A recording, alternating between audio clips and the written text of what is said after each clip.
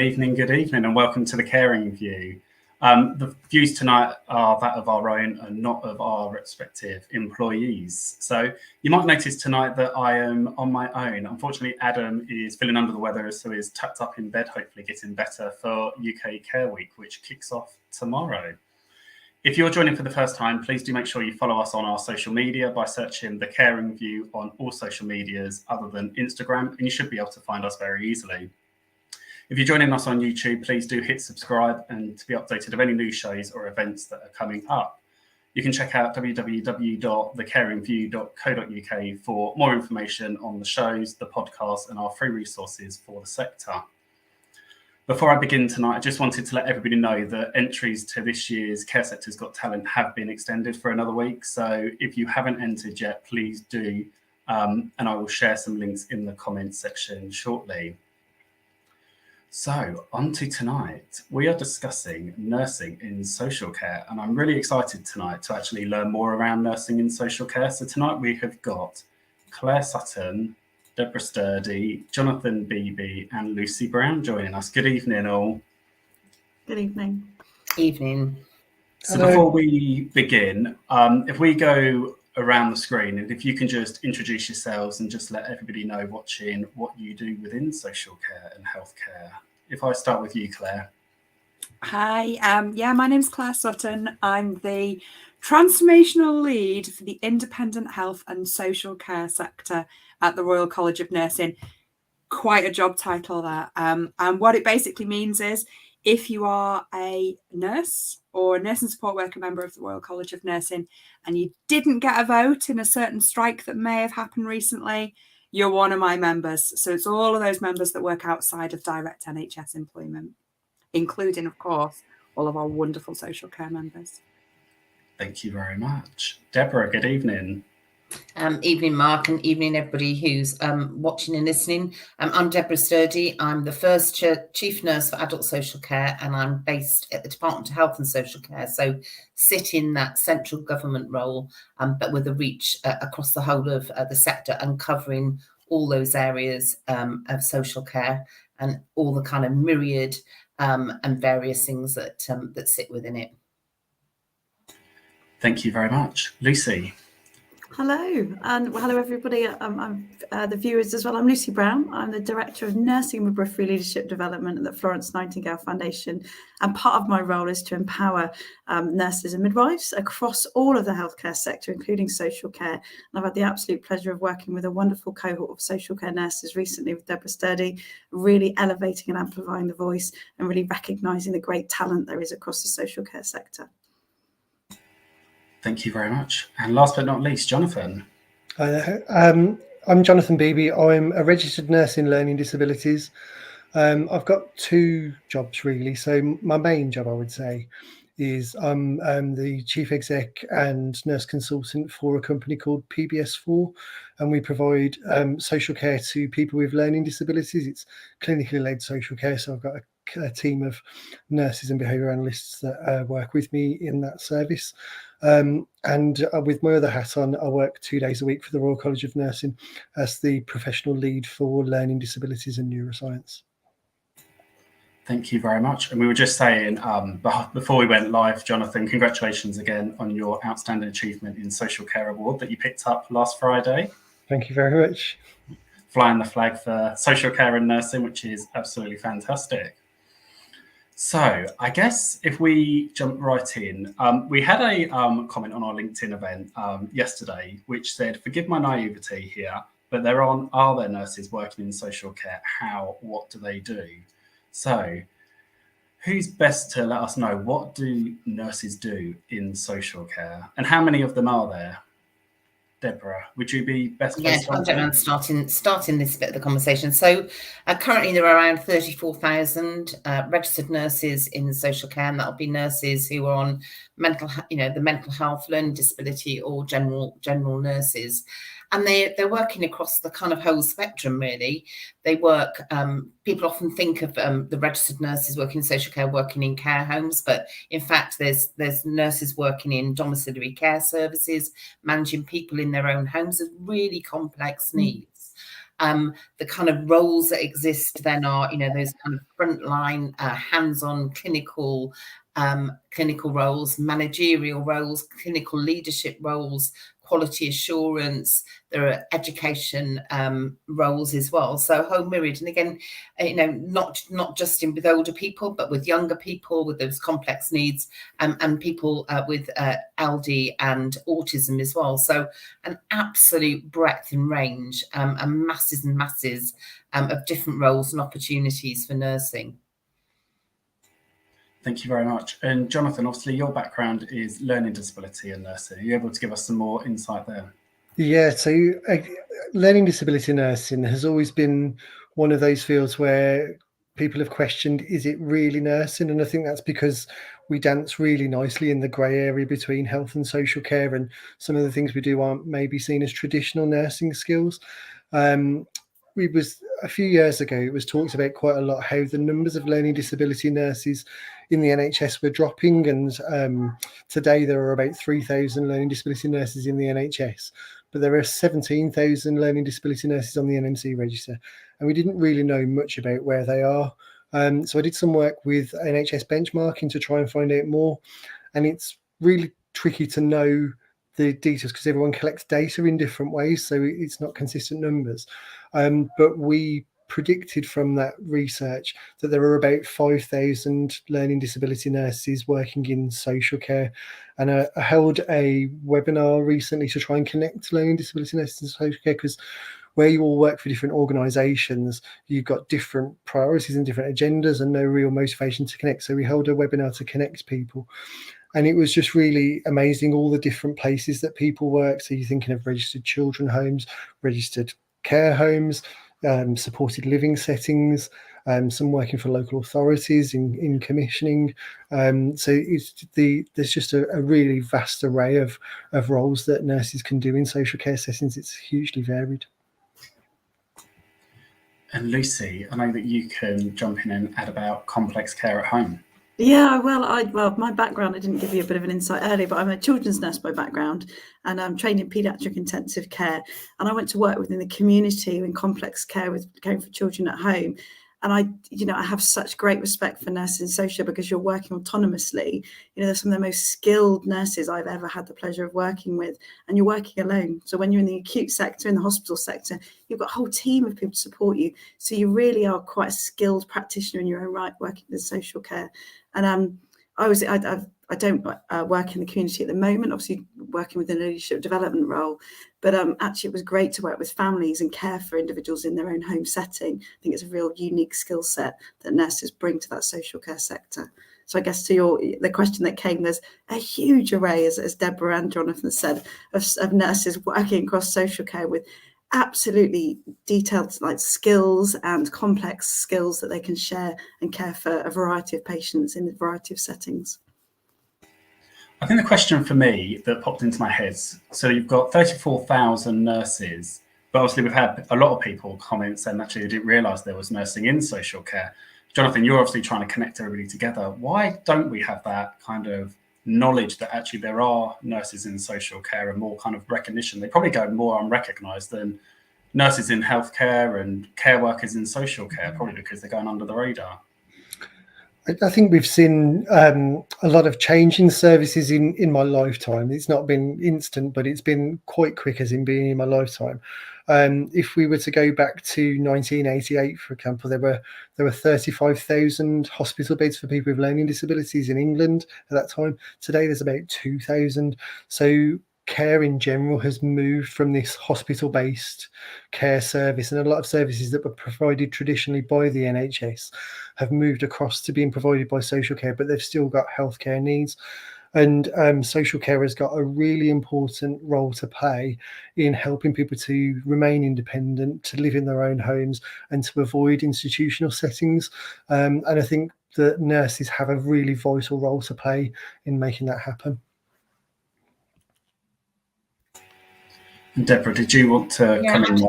I just want to pick up, just kind of carrying on from Jonathan and what Lucy was saying actually is around, these are truly, Lucy used the word autonomous, they're truly nurse-led services.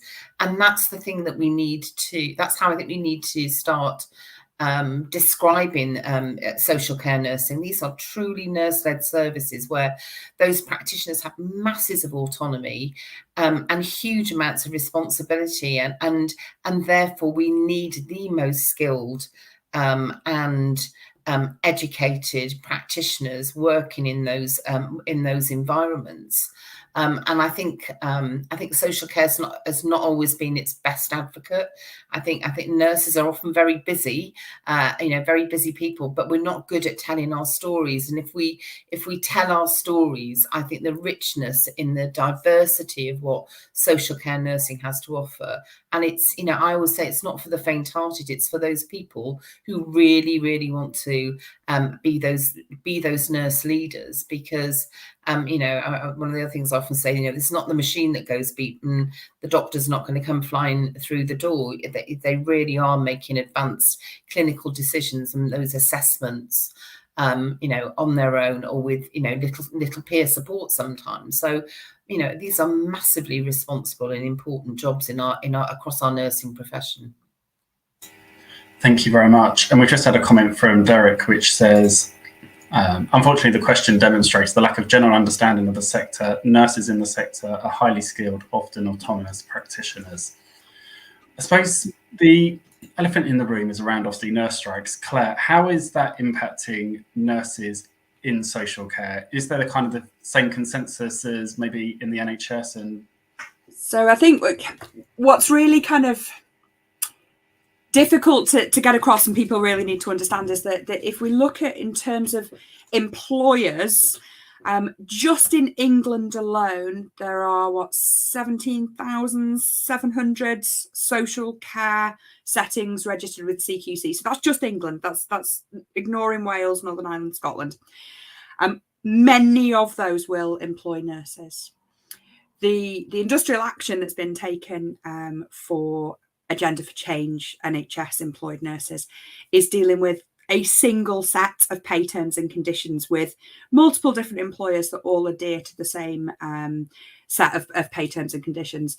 And I think that it's very difficult for anything on the scale of the number of employers within social care to happen in the same way. And I don't necessarily think that anybody wants that. Strike is always an absolute last resort. There's loads of resources and loads of ways that individuals and groups of individuals can have those conversations with their employers to discuss how to get better pay terms and conditions. But I wouldn't advocate for industrial action being the kind of the go-to thing. There is this hope that if the pay and the T's and C's within the NHS improves, that will filter down, and that social care employers will be able to match their those terms and conditions and those pay for their staff within the social care sector. It's really complicated, is kind of the simple answer to it, that actually without massive restructuring of funding of how social care is funded, those employers are not suddenly going to have loads of extra money to be able to throw at improving those settings for their staff. So we need to advocate for that kind of the bigger systemic change to ensure that funding is improved, because actually social care nursing and social care provision is brilliant. It is nursing in a really holistic way. You're not nursing an issue, an acute problem, which if somebody attends a hospital and an acute hospital ward, it's because they are acutely unwell. And the nursing in those settings is extremely skilled. It's extremely complicated nursing, but actually nursing somebody day to day in their own home or in a residential setting, it's a very different type of nursing. And it needs to be valued, and it needs to be seen as being the really, really skilled profession that it is. We need to support the workforce, and we need to make it so that actually more nurses think, I want to go into that, because quite frankly, it's absolutely brilliant. I've never worked in the NHS. All of my nursing practice has been across social care and independent health settings. And it never crossed my mind when I was training to go and work in an acute NHS hospital. I knew when I was a student nurse, I wanted to go and work in a nursing home. And I was met with kind of comments from my mentors, the people that had the power to sign me off as being a competent nurse, saying, oh, only bad nurses go and work in nursing homes. And I think that we really need to kind of get that message across, that actually, no, nurses that work in nursing homes and in social care as a wider sector, they are autonomous. They are going out there. They are very often very alone.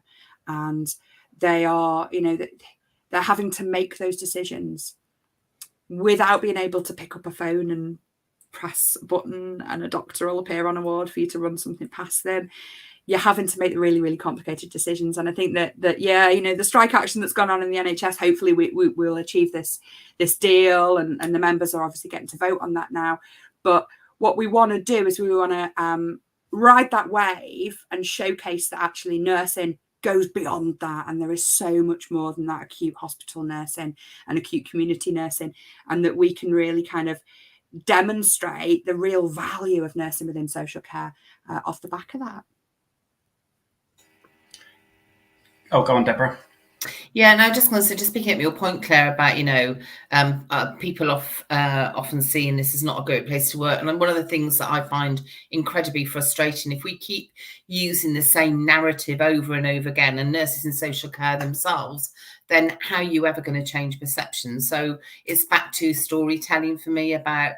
And so much has shifted. Jonathan alluded to, the 80s. And when I look back to the 80s when I was training, all those decades ago, that the options and the opportunities weren't there for patients in terms of community services that we see today.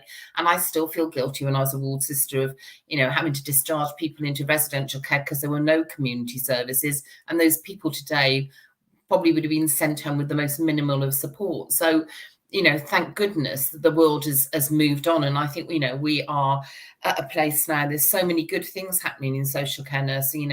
Lucy's here because she's been the most fantastic leader in developing two programs that we've commissioned through Florence Nightingale, one for colleagues from BME backgrounds, recognising that 17% of leadership positions in social care are filled by people from BME backgrounds, when in fact, in terms of our workforce, that's 40% of our registered workforce in social care, people from BME backgrounds. So we have, I felt really passionately we needed to do something to address that. And Lucy can talk about this, but to see people flourish and gain confidence and she describes, and she'll say it for herself in a minute, but that thirst people have.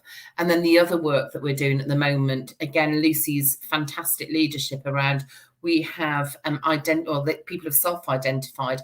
We've now got 42 nurses who are going to be chairs of the social care nursing councils that will sit with every ICB nurse, every integrated care system board nurse will have a group of 10 people. So the voice of social care nursing is going to be heard by those both those nurses, and we've never had that opportunity before to sit on that table. So I feel really passionate that if you're not in the room, people don't hear it. The work I've been doing with colleagues at the National Institute for Health Research, my colleague there, Ruth Endicott, who's the Director of Nursing, is in the process of appointing somebody to scope out a programme of research, social care nursing research that will come into play next year. So we are moving forward. The RCN Foundation, working with them at the moment, looking at, we need to appoint the first professor of social care nursing in the UK. I mean, it's 2023 and we've not got that. So there is so much happening. And I think we're starting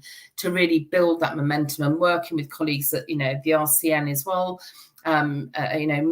Just seeing that, it's great to see them appointing, Claire's team, absolutely fantastic. We'll make sure we build those links in.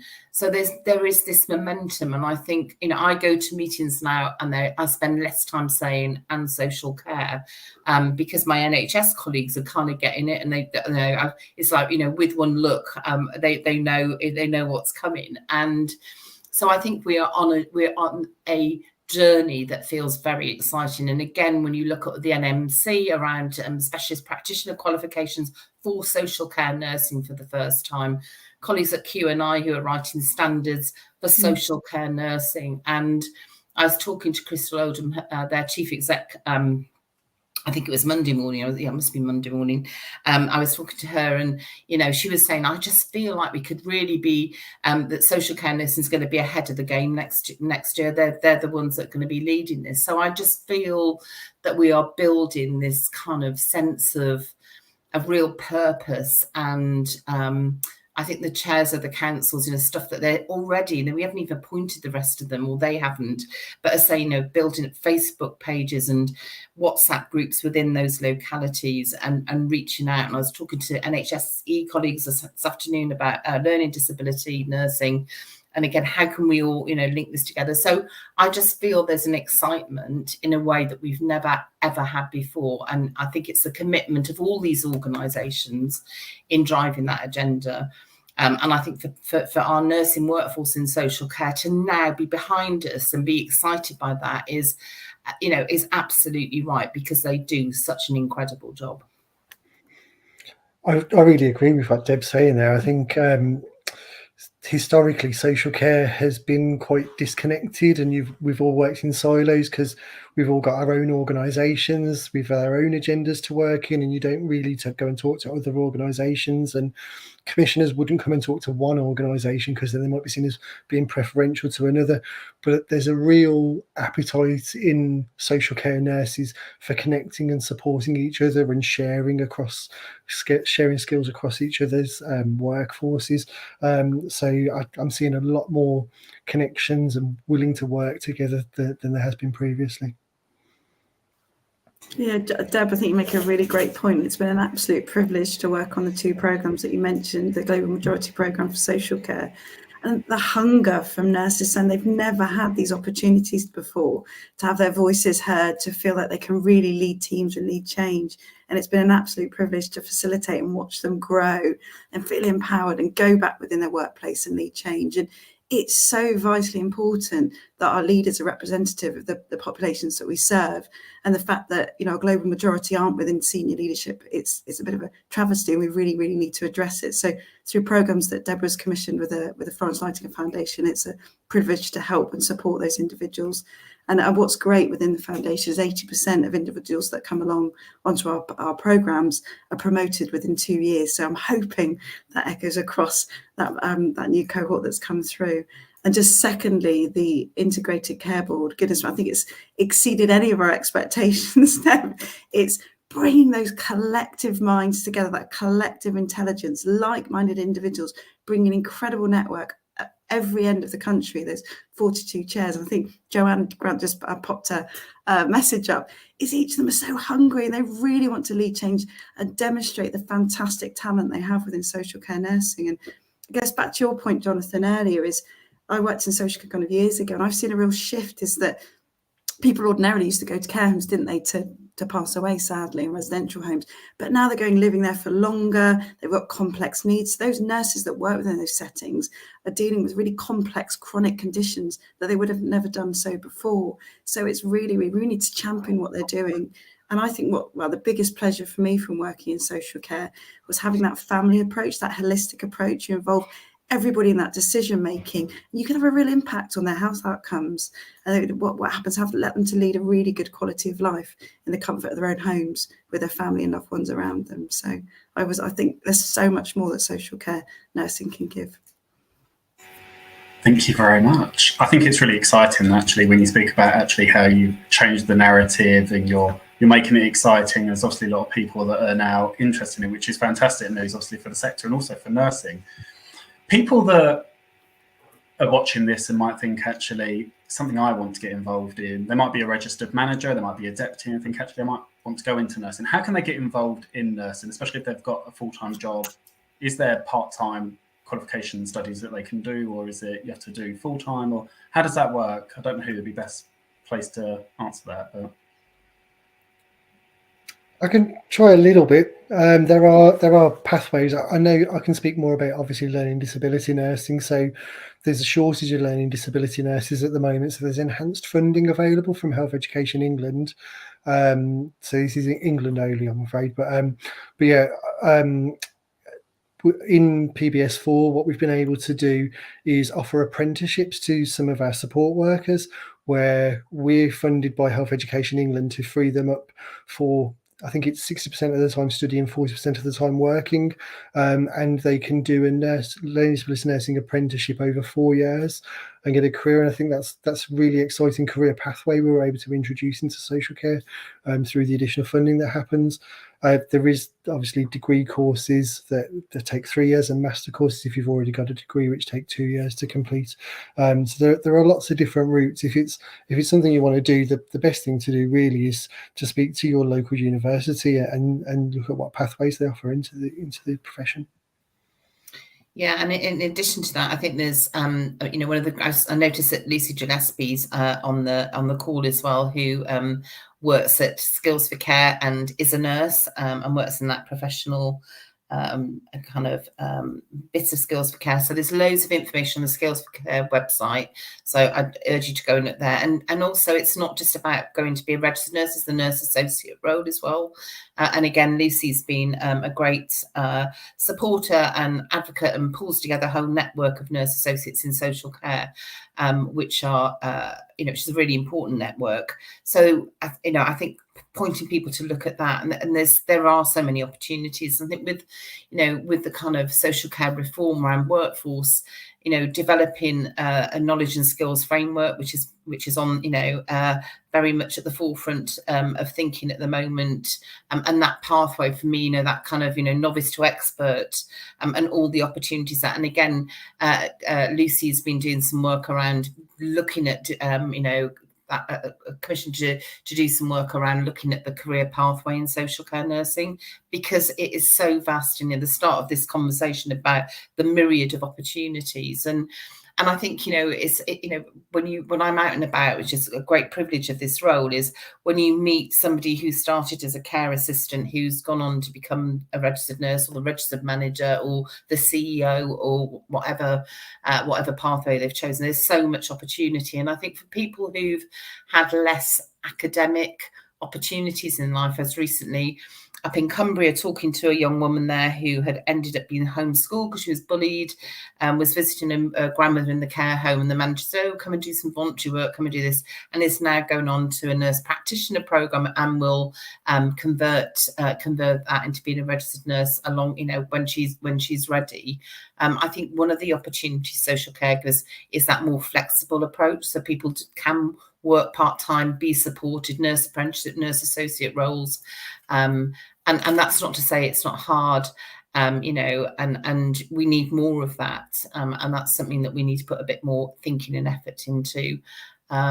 And I was at a dinner last night talking to people about, that we need to, the educationists is saying, we need to radically think about how we train nurses. Why are we doing this over 3 years when we can condense those hours? Why are we starting terms in September when we could be more flexible, blended learning and all those things. So I think higher education institutes are starting to think differently about about how they can deliver, because the demand is there, and then the demand and the need is there. I think it's been a real exciting experience being on the student network as such. So what we had to do, because we're based in the South Central region, so we've partnered with Winchester University, and we've got a partners group of all of the people who've got student learning disability nurses, and we all meet and we all talk about who can have who on each placement. So we get our nurses, our nurse students will have placements in the NHS and in social care, and student nurses from the NHS will come and have places in social care as well. And I think a lot of the student nurses were getting quite anxious about coming to a social care setting for a nursing placement, thinking, what opportunities am I going to have? And Winchester University were great. They put on a session for the students to say, in particular, what skills they would gain, what a variety of things they would benefit from it. So I think it really enriches the nursing program to be part of it as a social care provider. No, thank you very much. And I think I've noticed that colleges, universities, there seems to be a lot of disruption happening in terms of what they can offer for people working in social care or looking for careers in social care and obviously nursing. There's a lot of commentary kind of going on in the comments. I've tried to pick out and share some bits and pieces, and just want to say thank you to those that are nurses in the comments answering other people's questions. So I think that's really, really great to see. One question that came in, and I can't find it, but I did write it down, is when we were talking about the ICB nurses, how do people get in touch with the ICB nurses? So we are, I'm not trying to manage that from the centre. So the ICB chair and the ICS nurse, Social Care Nurse Council chairs are working with their ICB nurses at the moment about how they can reach out and get those people. And what we've suggested is that there really is a mix of people on those boards. So you have got representation from, and Lucy's nodding there, that kind of complex care domiciliary, as well as care homes. So we get the spread, and learning disability nurses and all the, and all the other things amongst it. And I think one of the things that's going to be critical is how they communicate that out. But they're already in some ICBs, there are already some of those ICSs, there are already some of those networks that are happening. There is, it's horses for courses. People are doing it differently. And I think, and Lucy might want to come in on this, but yeah, do you want to come in on this? Yeah, just with regard, if you want to get involved, and there's social care nurses. We'll be leading the social care advisory nursing boards. As Deborah rightly said, they're connected with the ICB chief nursing officers, and with each, as we know, the ICB is set up to make sure that it's supporting the local population in the right way. So they'll determine who will be on the board. But we have linked them with the QNI, the Queen's Nursing Institute, Dementia UK, so ABL nurses can have representation on those boards as well as hospice areas as well. So if you want to get involved, I'm happy for you to drop me a note and I can signpost you to the right areas and put you in touch with the right people. I'm sure Claire and Deborah will do the same as well. Yeah, I was going to say, I'm happy to put my email in the chat if people then want to make contact, and we can link you up. Yeah, likewise. But it's been incredible, the interest, absolutely incredible, the interest. And it feels like a real momentum for change, doesn't it, Deb? It feels like we're really, the time is right, isn't it? Yeah, no, I think it does. And I can tell you that between Christmas and New Year, I thought, what have I started? It was just proving quite challenging for various reasons. There was this moment of thinking, I wish I hadn't started this. And you get the other side of the problem and the conundrum you're trying to kind of unpick. And then it's just felt like a flood, actually, that the kind of people. And I think it's just about giving people, a voice and an opportunity. And it's as Lucy said about people on the programs, doing that thirst and the excitement. And I think, for me, in a very senior position, is that, we're all more empowered than we think we are. It's about, it's a bit kind of, you can choose to use your power or not, and your influence, or you can sit back and say, oh, it's just, ain't it awful? And it's not awful. And actually you can be part of, you can be part of the future. And the one thing, now in a role like I've got, I can pull those levers to make that happen. So, that's and not on my own by any means, but with all those people from all those organisations who play such a critical partnership role in all of this, to make that difference. So, I just, can't thank all of those people, people like Lucy and Claire and Jonathan and Q and everybody, because it's always got to be a collective effort. Nobody achieves anything on their own, so it feels exciting. No, it definitely the power sounds. Of the network. Oh, sorry, Mark. Go on, Lucy. What's the power of the network? Isn't a collective voice? It just raises, and you can get that momentum to bring about real change. And I think what's really great with the integrated care systems is social care now has a voice and can have that influence how resources are used and utilising the expertise in social care as well. It's, I think, only good things are going to come from this, and we've just got to keep that positivity and really make sure people keep talking and keep collaborating and share best practice. That's what's really important. What works in one ICB might work really well in another. Let's not reinvent the wheel. Let's all work together for the greater good. Yeah, one thing Adam and I often talk about is actually don't gatekeep information, actually share it and utilise it. But we had a question come in around how much influence the nurses on the ICBs will have. Do you know how much they'll have? We're just, I don't know whether that's just somebody wants. We're just kicking this off. That's it's about those. Back to the critical word the word that Lucy's used. It's about building those relationships. They are there as a sounding board. These are their sounding boards for those ICB nurses to hear the voice of social care nursing. Those individuals are not representative of their organisations. They're there as a professional voice. And I just think that, it's not just, it's not about workforce, it's about research, it's about practice development, it's about opportunities. But if we're not in the room, we're not gonna influence. So, that's going to be down to, the reason that Lucy's been doing this kind of induction program with those chairs. It's the thing that's been critical about that is making sure that those chairs have that confidence to sit there and kind of manage that relationship, and also bear in mind these people are doing this in a voluntary capacity. People and the kind of the drive from them. I know Joanna's Grant's on, made some comments in the chat on that, but the drive of those individuals, that the passion is laudable. So I think the answer is we don't know, but I think if you can take the temperature at the moment, it's feeling very hot in terms of determination. It's a symbiotic relationship, isn't it, Deb? Because I think it's in the best interests of the ICB chief nurses to really understand the population they serve. And those social care nurses are the gateway to that. They're opening those doors. They give them insights that perhaps they haven't had that knowledge or understanding of. So it's really great to stand back and really watch the magic happen, I guess, Deb, isn't it? And see that fruition. It's fantastic. It feels like the time is right.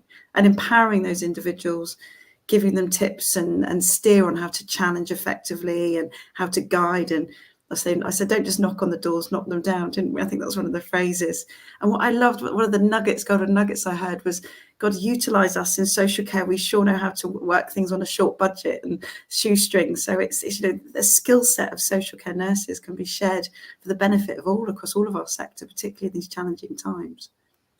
So building on that momentum, we've had a question in from Joanne who says, in my area, we've struggled with care provider engagement. There's great support in places and courses available, but how do we get care providers to buy into such roles, such as nursing associates or apprenticeships?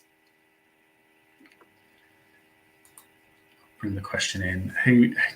Any of you provide any insight into how we can? I suppose for me, I work obviously in social care. I think there is definitely this fear that actually you're going to train people and then lose them. And I think for a social care perspective, we always feel like they're actually going to go to the NHS, and probably because actually we don't have that knowledge that actually there's 34,000 nurses working in social care. We just think they're automatically they're gonna go. I think you probably need a few pioneers that lead the way and set the example, because I think it won't happen like that. And by letting more people into your organisation as students, you're going to be spreading the word about what your organisation does, and by letting your workforce go to work in other places, they'll be saying, I work for this company and they're great and look at the support they're giving me. So I think those anxieties can be overcome by a few people pioneering and leading the way, perhaps.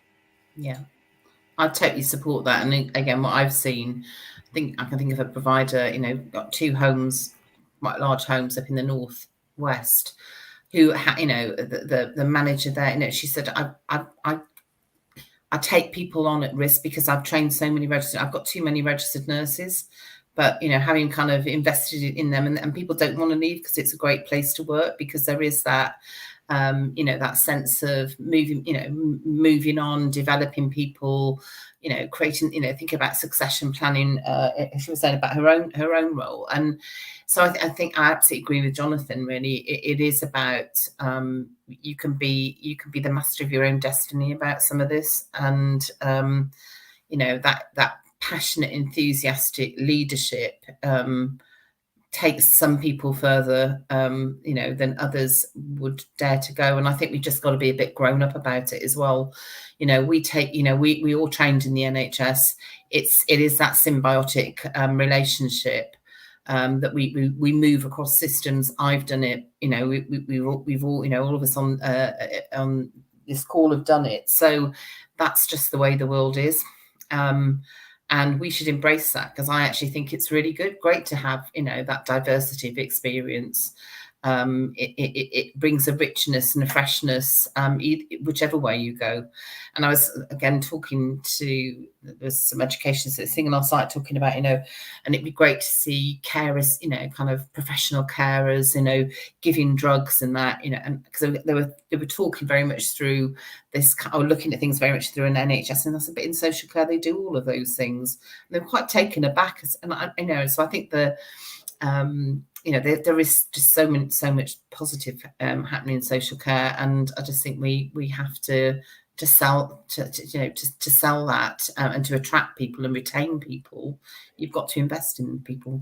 I think it's probably a bit like dipping your toe in a swimming pool, whereas you should just jump in sometimes and get on with it. And I think we all know how challenging recruitment is at the moment, and I think for some people, there's not a lot of career prospects in being a support worker. You're a support worker, and your only real progression route is management. I'm not saying there's anything wrong with management at all. That's very good, but it can kind of take people who are really good at hands-on support work into administrative roles and remove them from what they're really good at. Whereas if we can offer more career progression down a clinical route, offering nursing skills, then they can remain hands-on and remain passionate and have career development opportunities. So it just really enriches the value that you're putting in your employees and the richness of opportunities you're providing. And I think we've also spoken on the show before about actually, if you're training and developing your staff, like you said, Deborah, you're going to actually retain them because actually they know that you're invested in them. But actually, does it really matter that actually they go off and they go and work somewhere else? Because actually you've given them the tools and the knowledge to be able to do that job. And actually the only thing that they're going to benefit is the people that are there providing care and support to. Claire, I want to bring you in. So one of the questions we had before the show went live was, what role can nursing play in improving the quality and outcomes of the people that they support? Obviously, I know you spoke about, obviously, that a lot of your background wasn't in the NHS, it was in social care. Are you able to give us kind of more insight into that?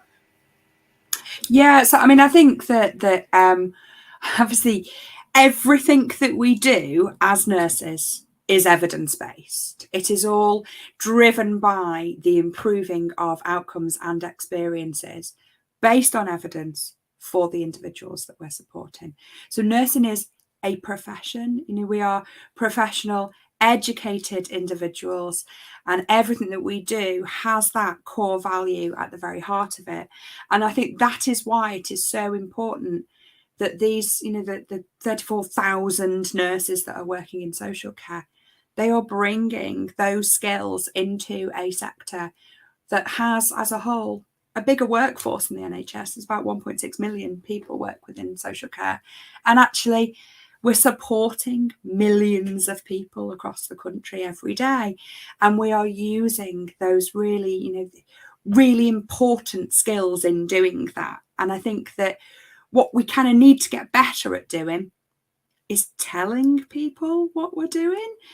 Because I think it's quite clear, and I know from some of the questions that have come up this evening, the public don't necessarily see, and even our own colleagues within the profession don't necessarily see what social care nursing is and what we do day to day.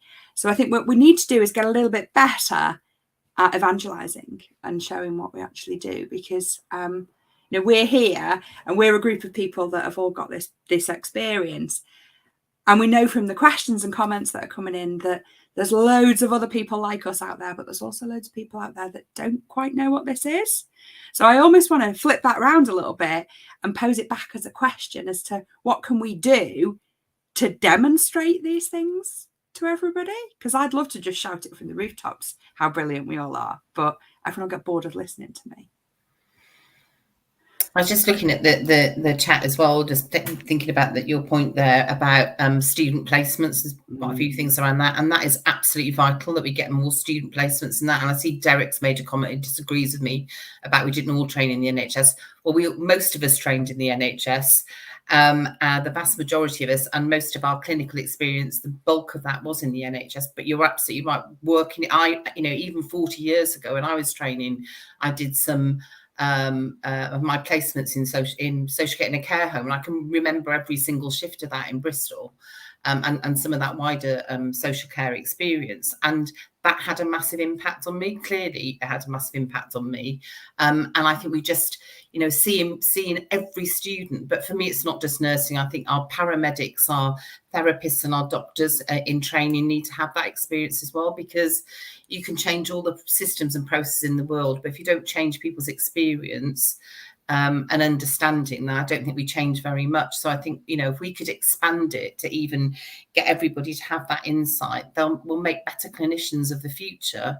And that's got to be better for everybody when you're the orthopedic surgeon or the A&E doctor, and you've got somebody who's been admitted from social care or their own home, and what they're going back to and what support they've got. So I think there's that, that's got to be a massive, and if we want, we're in this global crisis at the moment. It's not just us, it's a global crisis of registered nurses, and we need to train more people. Social care's got to be the answer for placements. You can't just create more and more in the limited resource we've got. So I think, it's not just about, is it the kind of clinical fundamentals of nursing and the complex multiple comorbidity management. It is about that pure management leadership stuff you can learn, and that coordination role that you learn being in social care, working with a multiplicity of partners. So I think what a rich experience for people. And there's some really good evaluations out there, and I think there's skeptical students who come along. And I, in my last job, had students and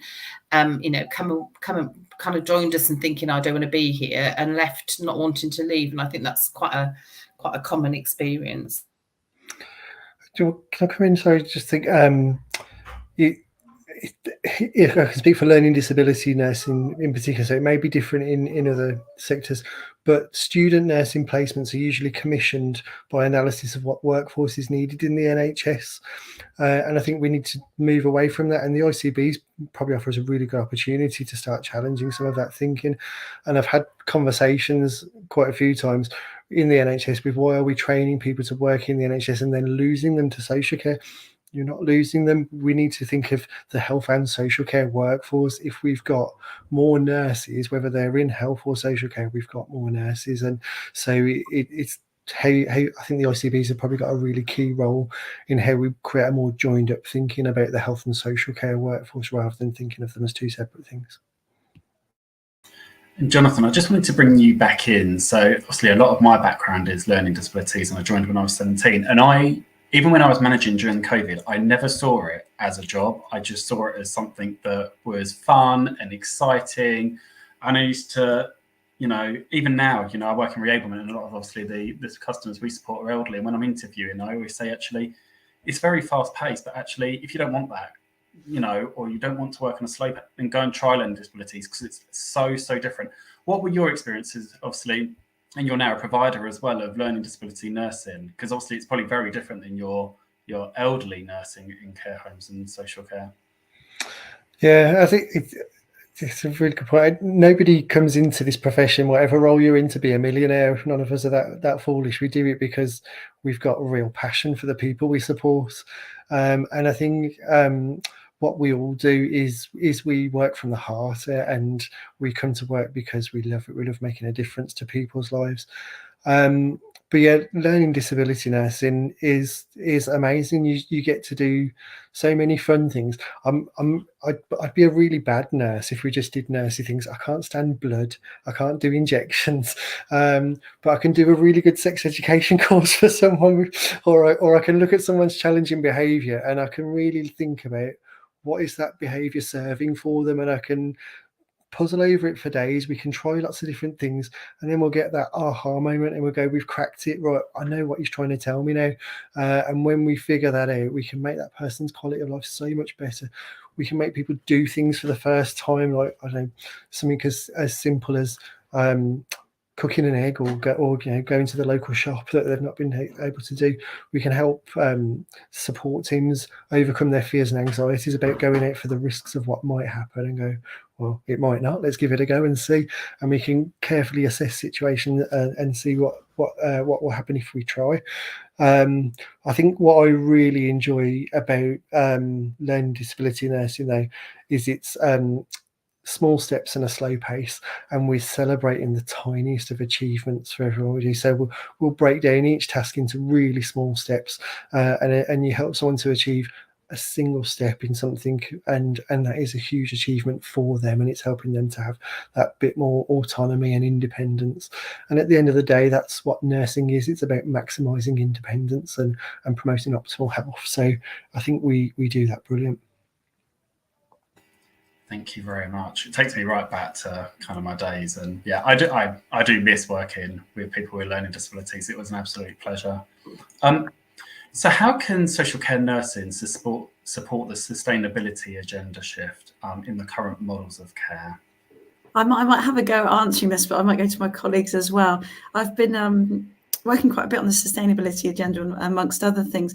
And what's been really interesting is we think sustainability means about resource management and recycling, but actually it's about new models of care and looking at efficiencies in process and prevention, health prevention. So actually looking after people within their communities, within their homes, is actually a lot more sustainable. So I'd love to see, I think that would be the next kind of shift around looking at the shift of the current models of care and how social care nursing really is at the forefront of pushing forward that sustainability agenda right across our country, but also the globe as well.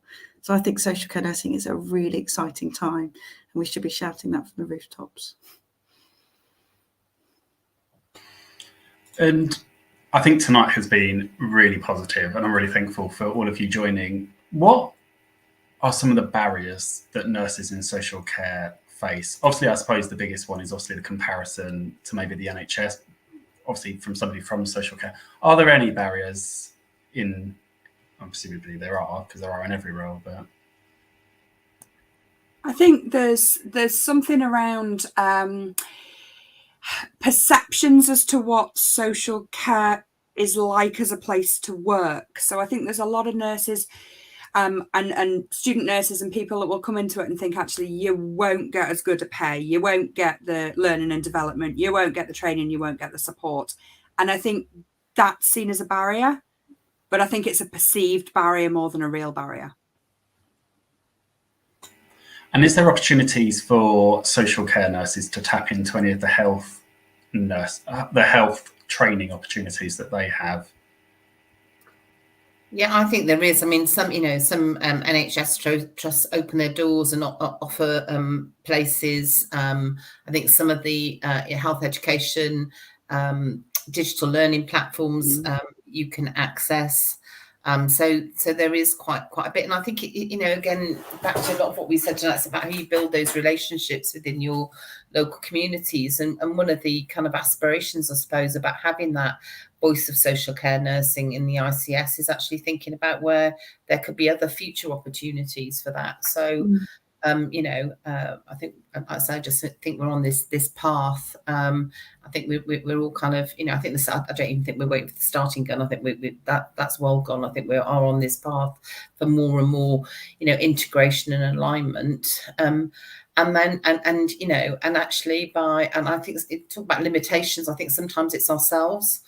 That we've got to sometimes convince ourselves that we have a huge amount to offer here. Lucy saying about sustainability, we have a massive amount to offer here. We're very much the solution. Agree.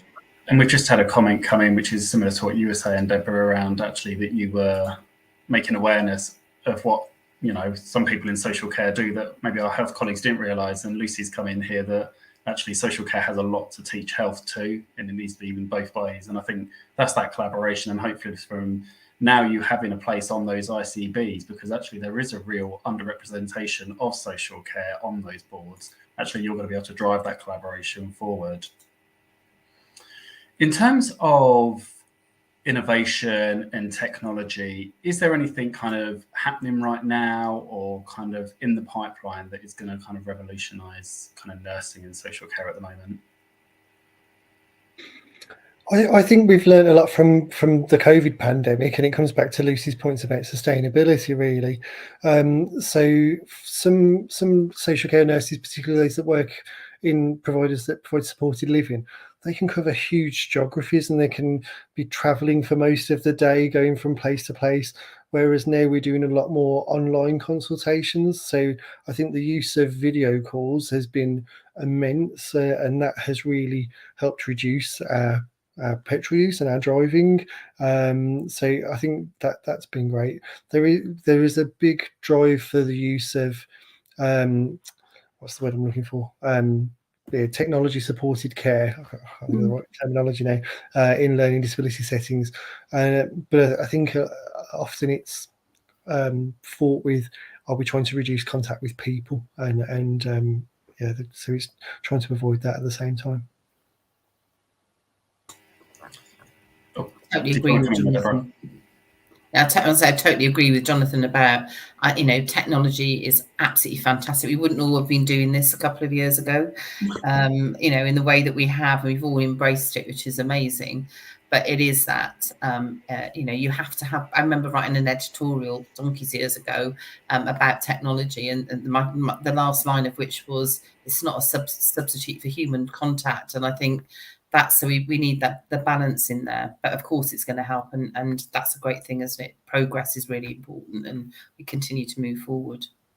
Something that we saw as a provider at the start of the pandemic was we had access to NHS mail accounts, and that started opening doors because it meant that we all could communicate on a secure system with each other. In Hampshire, we got access to something called CHI, which was their health record systems. So we were able to log into the people we support and see what their medical history was. So I think there's a real opportunity in sharing information amongst health and social care through technology as well. That's going to be really beneficial. I just want to chip in here and say, I don't think it's about revolutionising anything. I think it's about technology can be brilliant tools to support the nursing workforce to be able to do their jobs better. We don't need a revolution. None of us need a revolution. We need the right tools to be able to do our jobs brilliantly. And actually, technology are those right tools at the moment. We don't need to revolutionise it all. And I could literally go on forever about all of these wonderful examples about where technology has supported the sector over the past few years. But I won't, because we'll run out of time. I'll come back and talk about it. And anybody interested in knowing more about NHS Mail, that is the subject that we spoke about last week on the show with the Data Security Protection Toolkit. So do check that out, because we were joined by some amazing guests that broke that down into, small parts, and also actually how easy and how much support there is out there actually to complete that data set and to get access to NHS Mail. I've got one question in a minute. Is there any podcasts for nursing in social care? I was listening to Deborah saying about actually a couple of years ago, this kind of thing probably wouldn't be happening. Podcasts a couple of years ago weren't as big as they are now. Obviously, the thecaringview has its own, and it has an amazing reach, probably more of a reach than the live shows now. And is there anything for nursing out there? So the Outstanding Society do quite a few podcasts. They've got a series, easily accessible.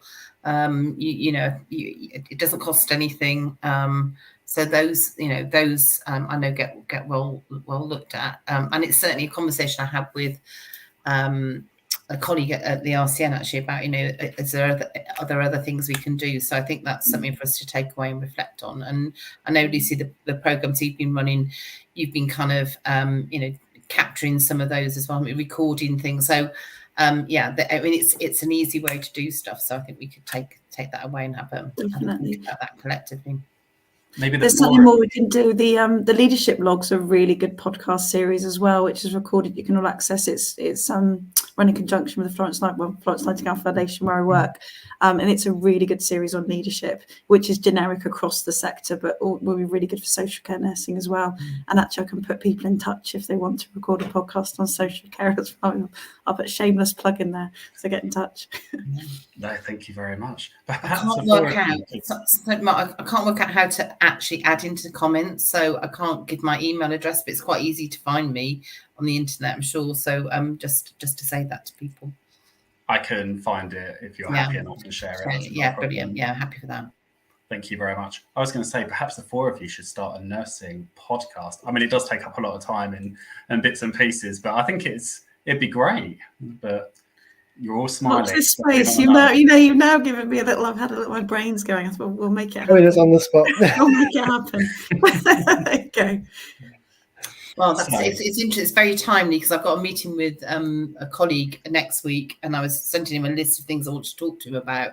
And I actually think that I'll put podcasts on that agenda as well about what else we can be doing. And I think that is something we could do in collaboration collectively. Something I'm thinking hard about is how do we generate that community, because it's there, and how do we gel it together, and how do we give it a really loud voice? So how do we amplify the voice of it? So I've just started a Facebook group for learning disability nurses in social care. We had a webinar where we shared ideas and frustrations and things that we want to do going forward. We're hoping to be planning a conference to celebrate nursing in social care for the autumn time.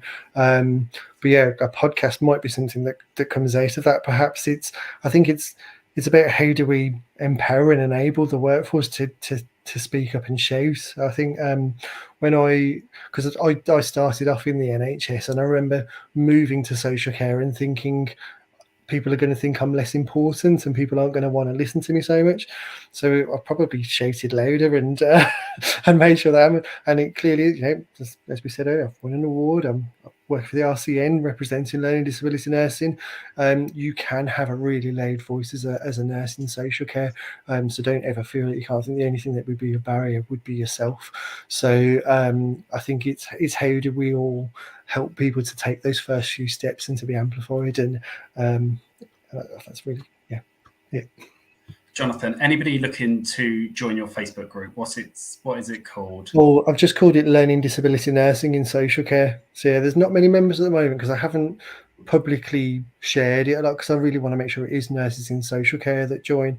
Us learning disability nurses, we like to connect and be nosy, so I want to make sure it's got a social care feel to it at the start. So I'm trying to invite people. But yeah, if anyone on this call is interested, then yeah, feel free to join.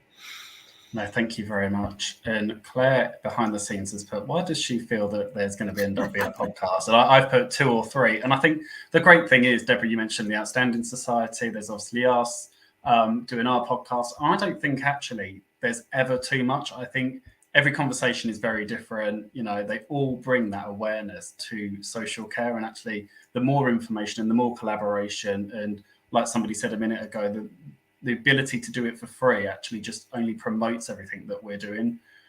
One last thing, very conscious that we've gone over time. Is there any final closing words from any of you? Yeah. Only because I like to get the last word in. So I would really like the whole world to know that social care nursing is excellent. It's holistic, it's person-centred, it's skilled, it's professional nursing. And a sustainable social care contributes so much to a sustainable NHS. Without social care, the NHS would really, really struggle. We are such an intrinsic part of that integrated health and social care system.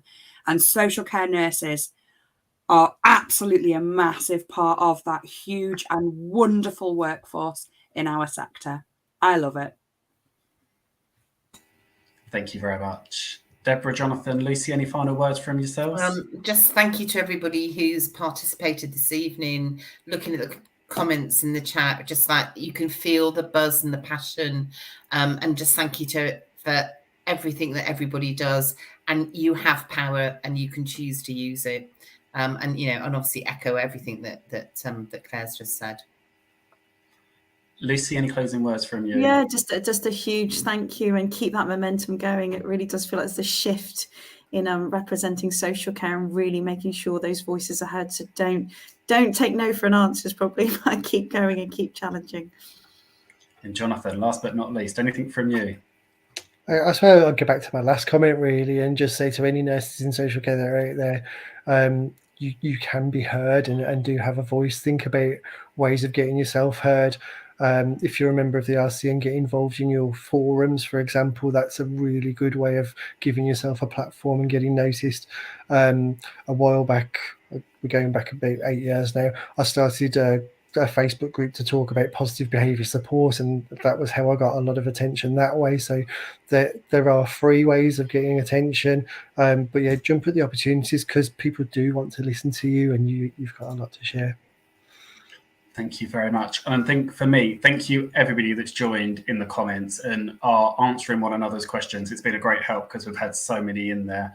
I just want to say thank you very much to you for giving up your evening and joining us. It's been really inspirational and a really positive show. So thank you very much. And until next time, goodbye.